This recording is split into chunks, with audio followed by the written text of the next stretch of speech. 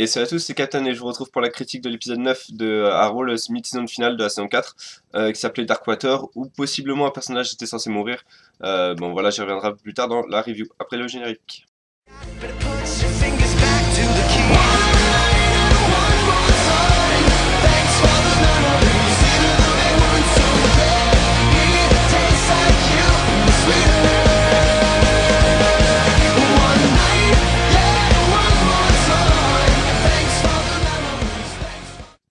Donc c'était l'épisode où Damien Dark attaquait de façon frontale Oliver parce que Oliver lui avait répondu de façon frontale en dévoilant son identité au public, enfin voilà, à toute la ville, en mettant même une hotline, etc. pour que tous les témoignages possibles sur Damien Dark arrivent. Plusieurs points à retirer en fait de cette vidéo, de cet épisode. Enfin, je vais tout de suite prendre le point le plus important et ce qui va, à mon avis, le plus faire parler durant le mois et demi de pause, c'est que est-ce que Felicity est morte ou pas? Personnellement, j'espère qu'elle se morte, non pas parce que je déteste le personnage, même si c'est vrai que je le déteste, mais je pense qu'au niveau de l'intrigue, c'est le bon moment pour la faire mourir, c'est-à-dire que elle est heureuse, donc du coup les fans sont heureuses parce que c'est l'amour de la vie d'Oliver, etc. Il a officiellement demandé un mariage devant tout le monde, devant toute la ville, etc. Tout est parfait, le conte de fées est parfait. Et justement, si elle meurt maintenant, ça ajouterait un côté dramatique. Bon, elle est morte au moment le plus heureux, au moment le plus heureux de sa vie, etc. Maintenant, est-ce qu'elle va vraiment mourir? Personnellement, je pense pas parce que il y a plusieurs intrigues en fait qui ont pas été résolues. Déjà, le fait qu'elle ait toujours pas appris qu'Oliver avait un enfant, comme dans l'épisode précédent, on avait vu qu'elle avait pas bien réagi, que Barry lui avait dit si tu fous le bordel avec la timeline, ça va te revenir encore plus dans la gueule. Et il disait ça de façon implicite en mentionnant Felicity. Du coup, je pense que vu que cette intrigue-là n'a pas été réglée, ça va forcément lui revenir dans la gueule durant, je dirais, épisode 14, 15 ou 16. Et du coup, ça serait... Enfin, pour moi, il faut que Felicity soit là parce que c'est elle qui est impliquée par ça, même si je pense que... Enfin, ça c'est encore un avis personnel, mais théoriquement, ça devrait être Laurel qui devrait être impliquée par ça parce que c'est elle, au final, qui était avec Oliver à ce moment-là, c'était pas du tout Felicity. Donc du coup, c'est elle qui devrait avoir le backlash encore plus parce que au final, il a fait un enfant dans son dos.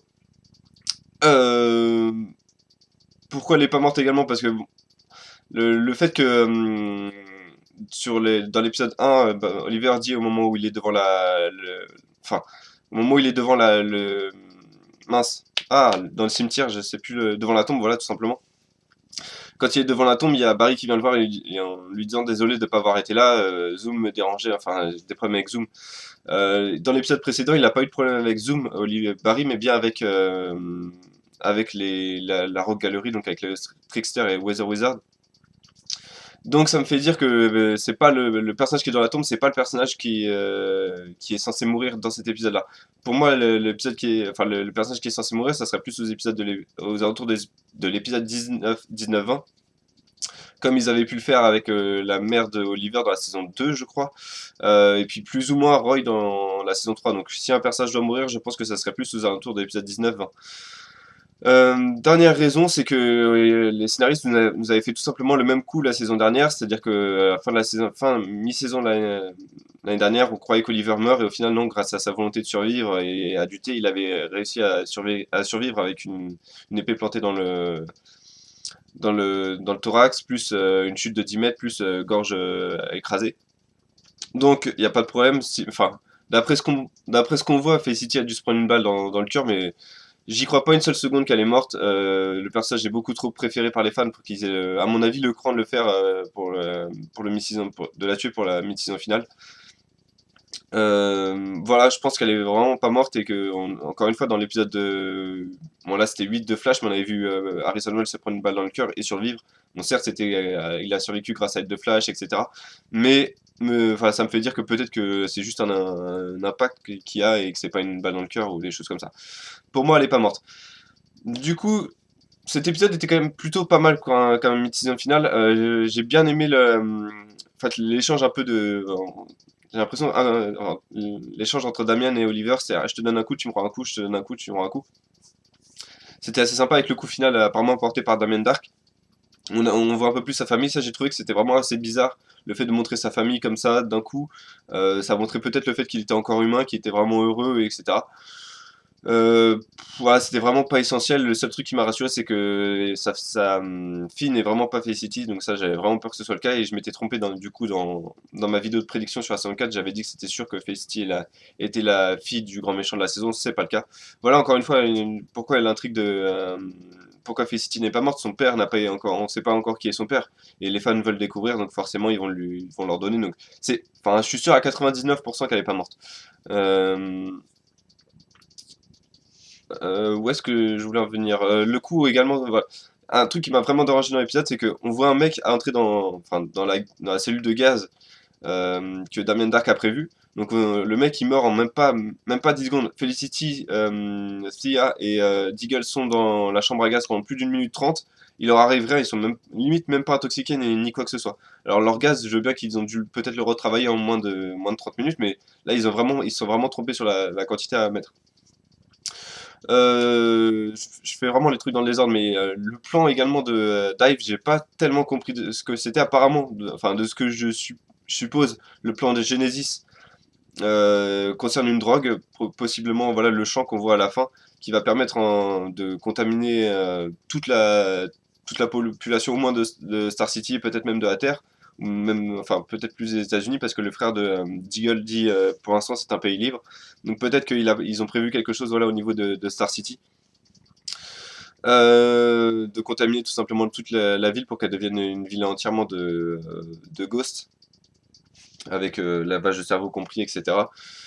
Pour en rebondir sur l'intrigue autour de Deagle et son frère, je comprends vraiment pas pourquoi on passe enfin 2 moments dans cet épisode pour au final ne rien apprendre. C'est-à-dire que c'est Deagle qui va voir son frère en lui disant tu peux pas être un salaud comme ça et qu'est-ce que tu sais? Il dit je sais rien et la deuxième fois tu peux pas être un salaud comme ça et lui il répond si je suis un salaud.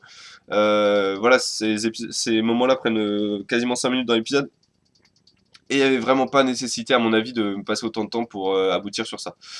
Mais il y a quand même des points positifs, comme j'ai dit dans cet épisode, le fait que Oliver retombe pas dans ses travers où il est déprimé, etc. Et du coup, j'ai bien aimé le rôle de Laurel dans cette situation-là, où en gros, elle lui a dit non, tu n'as pas le droit d'être déprimé, c'est pas le moment de repartir dans ton rôle de déprimé. Remets-toi debout et puis on va attaquer Hive ensemble. Ce côté-là, j'ai bien aimé.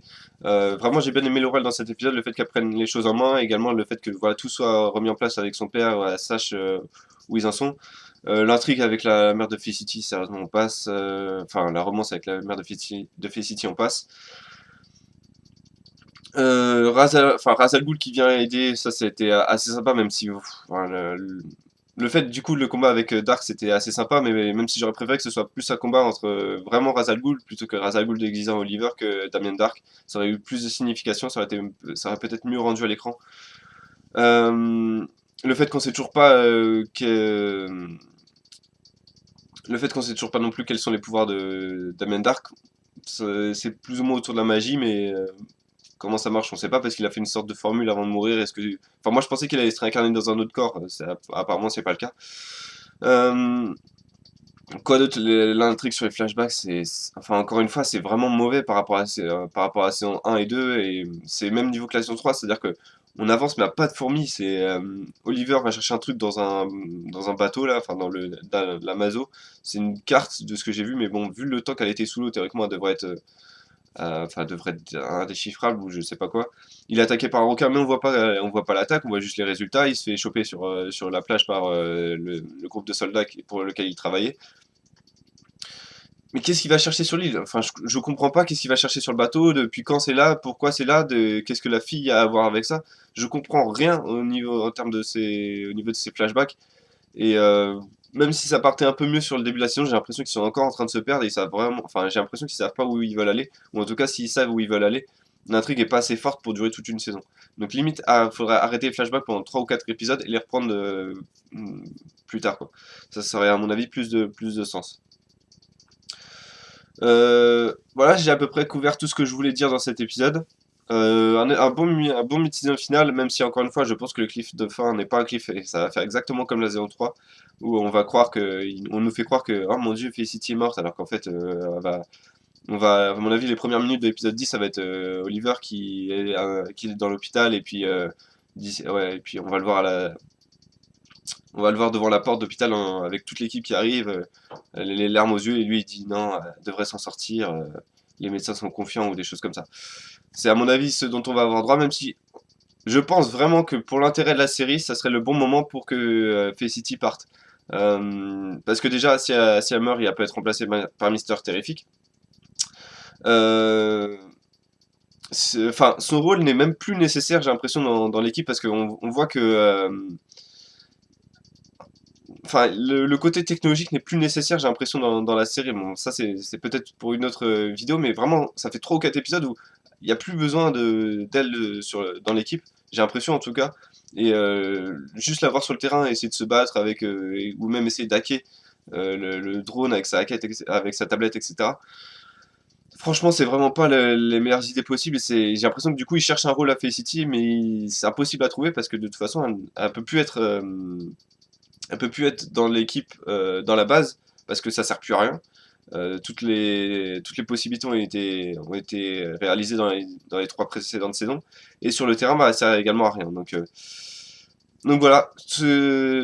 En termes de notes, je vais mettre un 8,5 à cet épisode. Vraiment meilleur épisode que l'épisode de Flash. Bien construit quand même cet échange de coups à distance entre Damian et Oliver avec Damian qui a le dessus sur la fin. C'était vraiment assez sympa. Petit défaut voilà, sur la réalité de la chambre de gaz qui marche une fois super rapidement, en moins de 10 secondes, le mec est mort. Et l'autre fois, en 1 minute 30, personne n'est même intoxiqué. Quoi. Donc, de ce point de vue-là, assez dommage. Des combats assez sympas, voilà, de voir toute l'équipe se battre à la fin avec Laurel qui prend en nez les commandements, etc. Ça, j'ai vraiment bien aimé. Le combat entre Ra's al Ghul et Dark était assez sympa. Mais voilà, un cliff qui pour moi ne marche pas parce que j'y crois pas une seule seconde en fait. Voilà, c'est tout ce que je voulais dire pour cet épisode. Je ferai la critique de Supergirl, le dernier épisode, le mid-season final, pareil de Supergirl, donc mardi matin. Donc si vous suivez cette série, je vous donne rendez-vous pour cette vidéo. Et puis tout au long du mois et demi, là, je ferai des vidéos. J'essaierai de faire une vidéo au moins par semaine, voire 2 par semaine sur chaque série. Mais il faut vraiment que je trouve des thèmes intéressants, sinon bah, j'en ferai qu'une par semaine. Donc sur Arrow, sur Flash, sur Supergirl, voilà, et peut-être des vidéos également sur le DC Extended Universe qui vont arriver avec les trailers de Batman v Superman qui devraient s'enchaîner. Et Suicide Squad qui pourrait même arriver plus tard. Voilà, c'est tout ce que je voulais dire encore une fois pour cette vidéo. Merci de l'avoir regardé, merci d'avoir regardé toutes ces vidéos jusqu'à présent. Et puis je vous donne rendez-vous sur la chaîne pour d'autres vidéos sur Arrow et Flash. Voilà, sur la chaîne tout simplement. Voilà, il est temps de finir cette vidéo, je vous dis à bientôt.